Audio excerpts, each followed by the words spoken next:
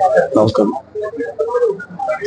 ఈరోజు ఈ ప్రత్యేక విలేకరుల సమావేశం పెట్టడానికి ముఖ్య కారణం, ఈ మధ్య 2-3 రోజుల నుంచి మీడియాలో, సోషల్ మీడియాలో అయితే ఒక అజాత శత్రువు, స్థితప్రజ్ఞుడు, అంబేద్కర్ పూలే వాది, చట్టాన్ని రాజ్యాంగాన్ని తూచా తప్పకుండా నడిచే ఏకైకమైన వ్యక్తి ఆంధ్రప్రదేశ్లో, ఉమ్మడి ఆంధ్రప్రదేశ్లో ఒక నాయకుడు అంటూ ఉన్నాడు అంటే బడుగు బలహీన వర్గాలకి ఏకైక నాయకుడు యనమల రామకృష్ణుడు గారు.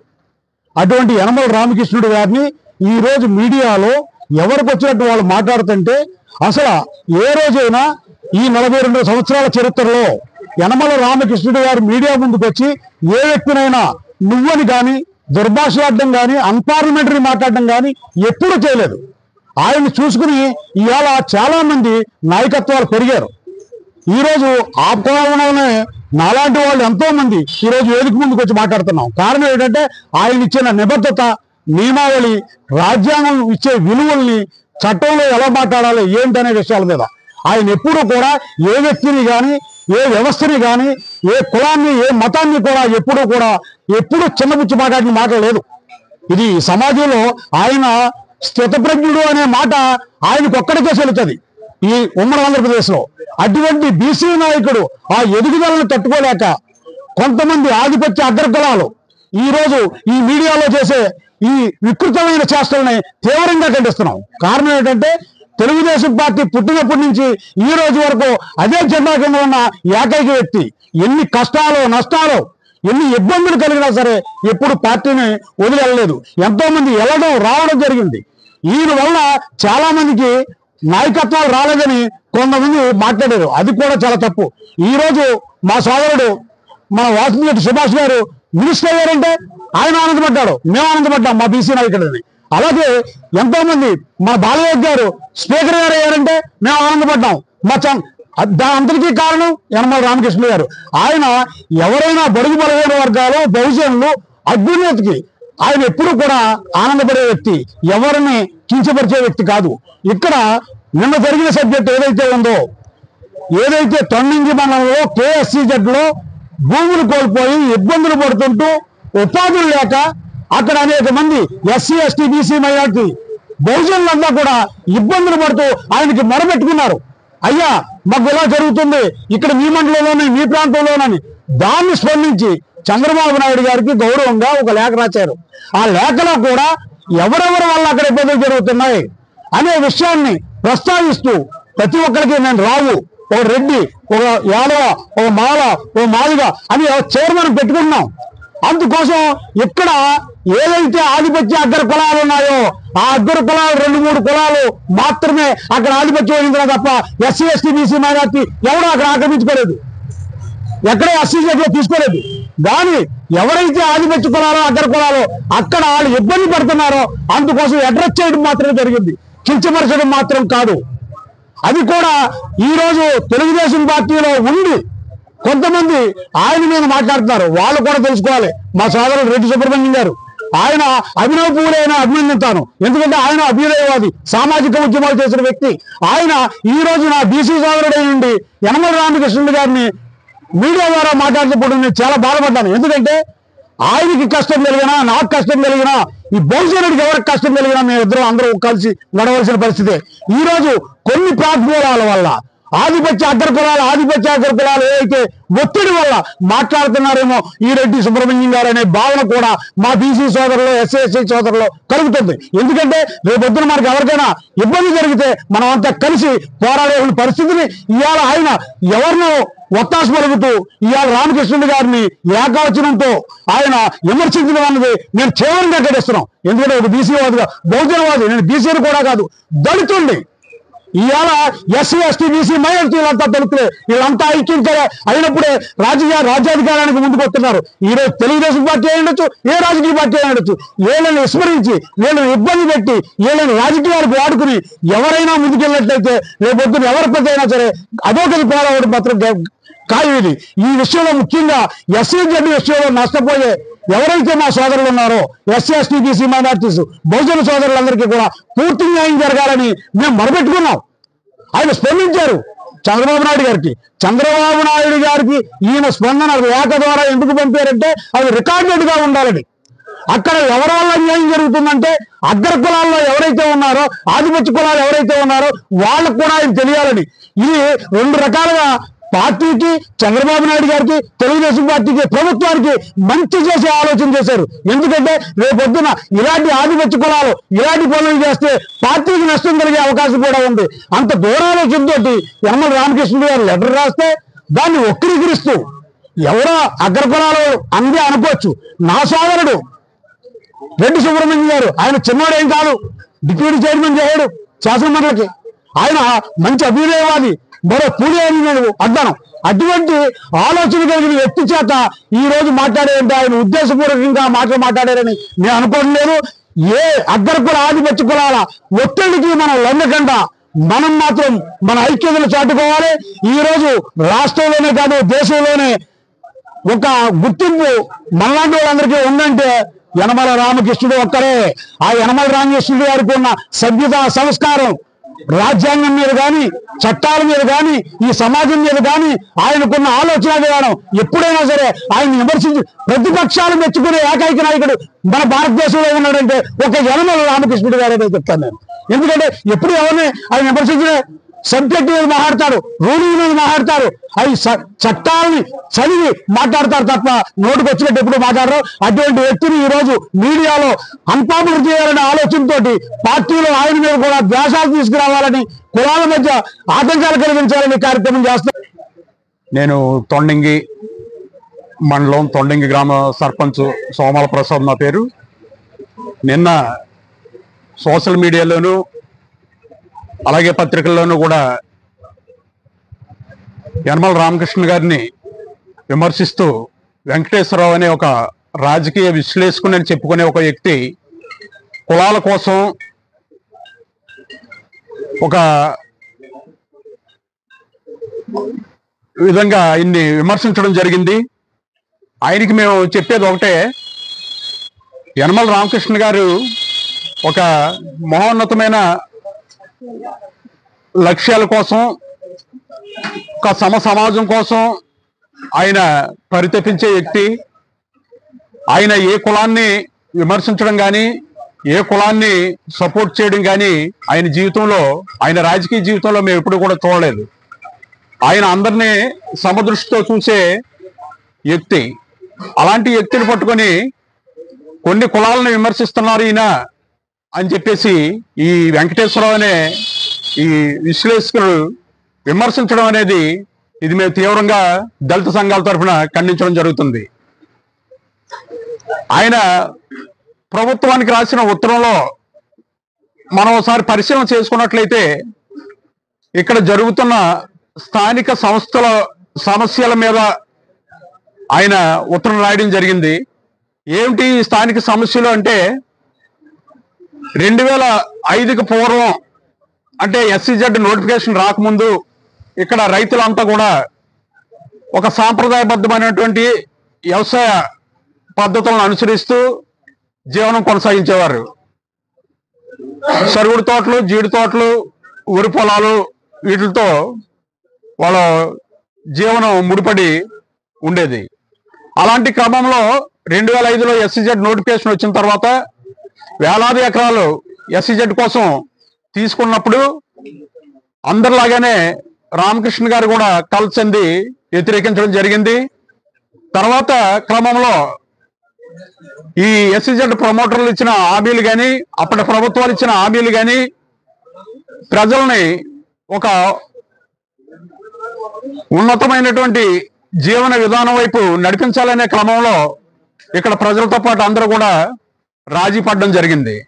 అదే క్రమంలో అప్పుడు చాలా తక్కువ రేటుకి, అంటే ఒక ఎకరాకు వచ్చి 3 లక్షలు చెల్లించి వేలాది ఎకరాలు, సుమారు 10,000 పైసలకి ఎకరాలు ఈ తొండంగి, కొత్తపల్లి మండలాల్లో ఈ SEZ ప్రమోటర్లు సేకరించడం జరిగింది.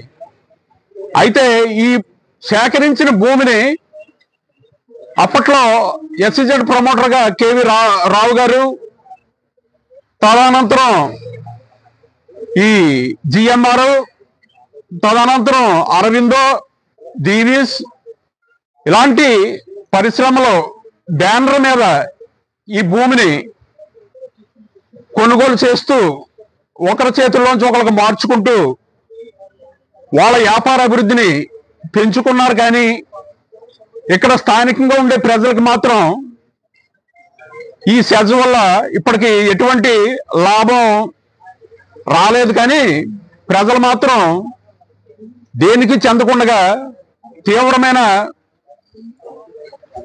నష్టానికి గురవడం జరిగింది.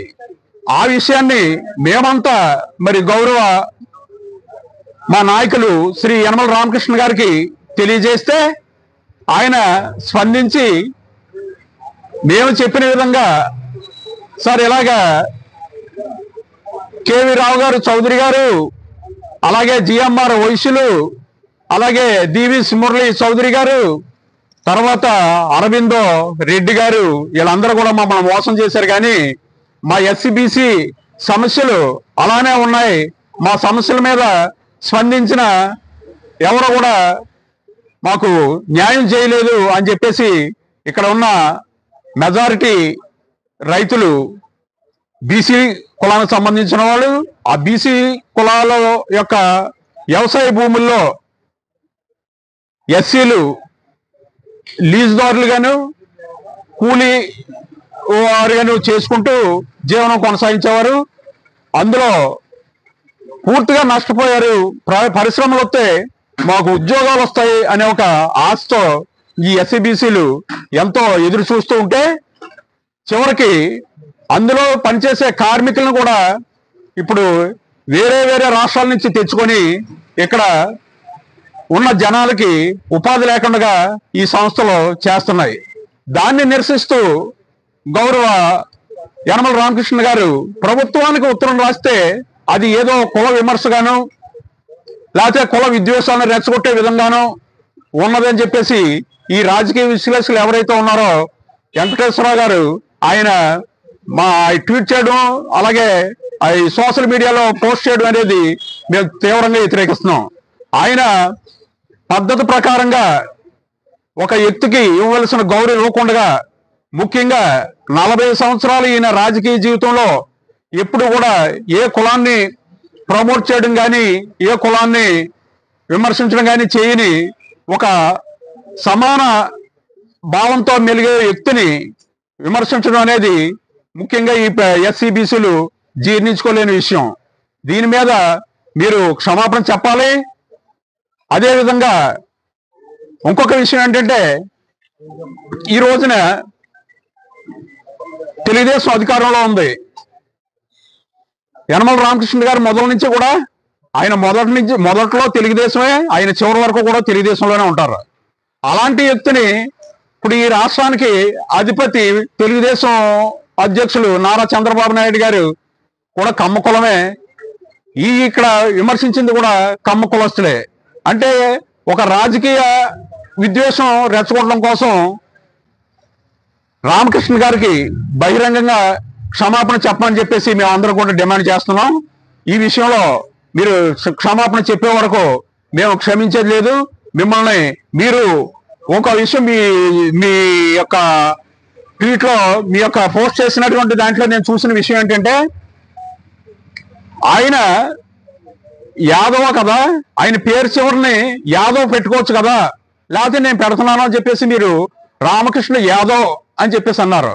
వెంకటేశ్వర గారు మీరు మీ పేరు పక్కన చౌదరి మీరు పెట్టుకుంటారు. కానీ రామకృష్ణ గారు ఈయన ప్రజలందరూ కూడా సమానమైన ఒక అంబేద్కరిజంతో ఒక మంచి ఆలోచన విధానం కలిగిన వ్యక్తి. ఈయన కుల సూచికలు తోకలు తగిలించుకొని పబ్బం గడుపుకునే వ్యక్తి కాదని చెప్పేసి మీకు చెప్తున్నాను. ఇంకొక విషయం ఏంటంటే నా వ్యక్తిగతంగా చెప్తున్నాను. ఇప్పుడు మేము కమ్మోళం మేము ఏదైనా తప్పు చేస్తే మమ్మల్ని ఉరి తీయండి చట్ట ప్రకారం అని చెప్పేసి మీరు అన్నారు. నేను ఒకటే ఛాలెంజ్ చేస్తున్నాను. మీరు నిజంగా కమ్మోళ్ళు అయితే చుండూరు కారంచేడు